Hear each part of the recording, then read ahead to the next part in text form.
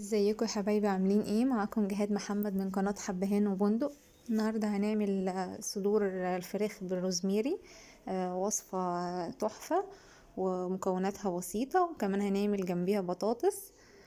نسمي الله ويلا بينا على المقادير. اول حاجة عندنا بطاطسيتين حجم متوسط، قطعناهم مكعبات متوسطة، لا كبيرة ولا صغيرة، وحطينا معلقة صغيرة من الملح وهنسيبهم ياخدوا غلوتين ونطفي عليهم.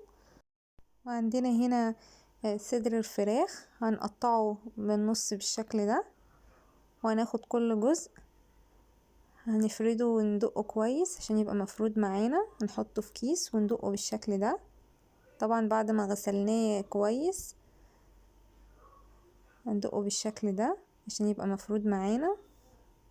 بعدين هنجيب طاسة هنحط فيها معلقتين من الزيت، واول ما يسخنوا هنحط الصدور بتاعتنا، وهنحط رشة ملح على كل جزء ورشة فلفل اسود.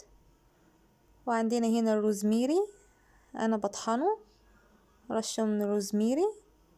وعندنا الشمر، رشة بسيطة من الشمر.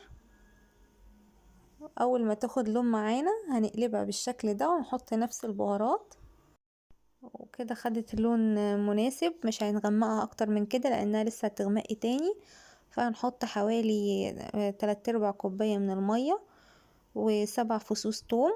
انا مرضتش احطهم في الاول عشان ما يغمقوش معانا، فهنحطهم دلوقتي. وهنغطيها ونوطي عليها النار لحد ما تتشرب المية وبقت جاهزة معانا بالشكل ده.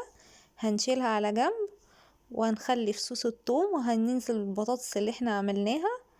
هنحط رشة من الفلفل ورشة من الروزميري، وهنحط رشة من الشمر.